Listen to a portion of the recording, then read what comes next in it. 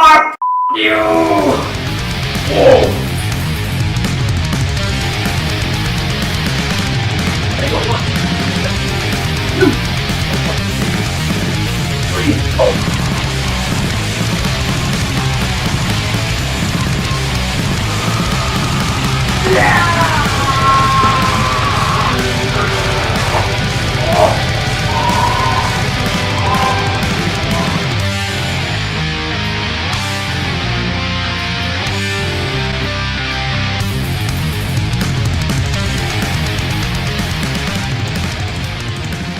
The most important step in achieving the one-arm pull-up is to lower the body fat percentage. This is precisely why all the best calisthenics athletes and gymnasts are lean.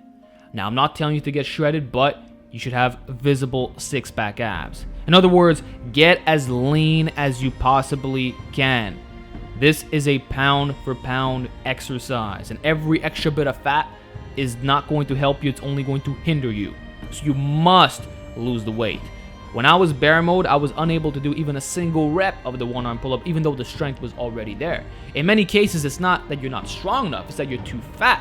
So do a cut if you have to. I'm showing you these before and after videos, and the muscle mass is pretty much the same, but because the weight is off, one-arm pull-ups are significantly easier. In fact, based off my experience, I found that every 5 pounds lost is an extra rep gained.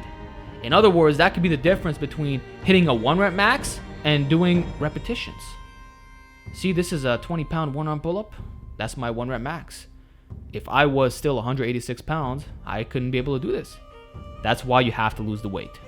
The second step is to get very strong at weighted pull-up variations. 75% of your body weight for 1 rep max appears to be optimal. For some, you might need a little bit more, others not as much. That kind of depends on how much you weigh, your training experience, your height, all these factors. The point is, you must develop a base.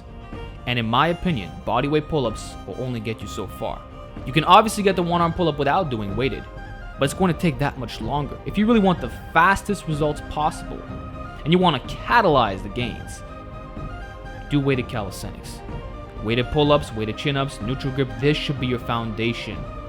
And I guarantee you that once you're strong at weighted variations, you'll have the base level of strength needed to move on to specific variations. And it'll be much, much, much easier and faster than if you did not do the weighted.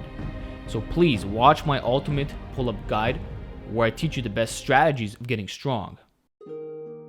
Now that you're lean and strong, the rest is pretty easy. All you really need is negatives, isometrics, and assisted repetitions.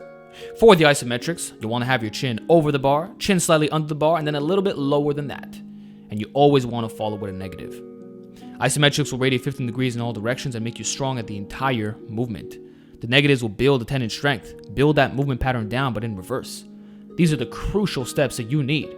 It's honestly really, really simple. You could do it with gymnastic rings as well. Point is, these are the most important assistance movements for getting strong at this exercise. And what I've found is that once you can have your chin over the bar for about 10 seconds, you'll be able to do the full repetition no problem. Because that's the most difficult part, the top, not the bottom. So do the isometrics and negatives, and you'll benefit greatly from it. Finally, start incorporating assisted repetitions. I recommend the finger-assisted version. Eventually, you'll want to remove that finger completely, or just not pull with it at all. You're just trying to minimize the use of the other arm. If you don't want to use that, well, the band version is also a great alternative. These are really the only 2 exercises you need for the most part. You can try archer pull-ups as well if you choose to, but this will get you there no problem. And with that said, that's all you really need.